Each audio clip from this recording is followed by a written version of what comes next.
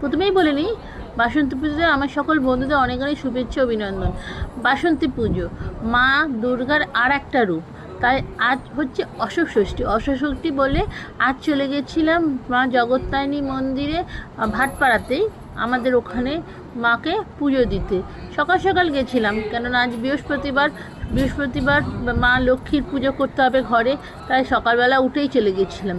আর গিয়ে মায়ের এত সুন্দর রূপ, মাকে জবা দিয়ে সাজানো হয়েছে, অপূর্ব অপূর্ব, চোখ ফেরানো যাচ্ছিল না। আর তার সঙ্গে মন্দিরের এত শান্ত পরিবেশ, সত্যি মন ভরে যায়, মনে হয় যেন বারবার মায়ের কাছে ছুটে যাই। আসলে মায়ের কাছে ছুটে যাই মায়ের কাছে কিছু চাওয়ার জন্য নয়, মা সব বোঝে কোন সন্তানের কখন কি লাগবে। মার কাছে চাইতে হয় না, মা না চাইতে দুহাত ভরে দেয়। আর সকল মানুষদের কল্যাণের জন্যে মা সব সময় সজাগ থাকে।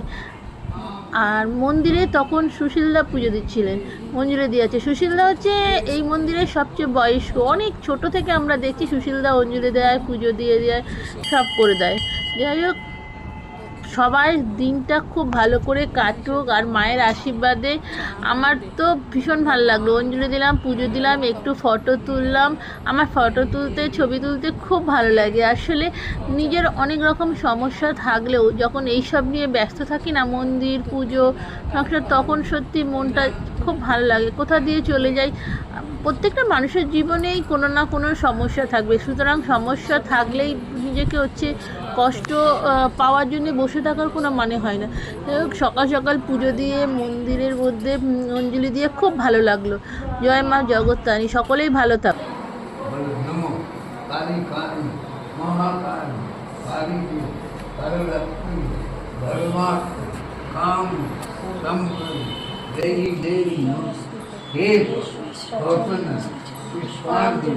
नमो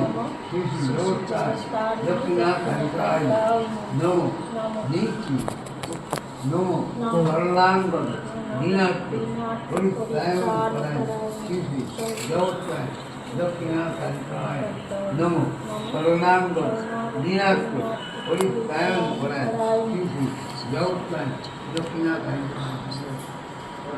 মায়ের মন্দিরের সঙ্গে একসঙ্গে শিব মন্দির আছে, শিব মন্দিরেও আমরা পুজো করি, আর মন ভরে যায়। তার সঙ্গে রাধা কৃষ্ণ, জগন্নাথ, সব ঠাকুরের মূর্তিতে পুজো করে মন এত শান্তি আসে, ভালো লাগে।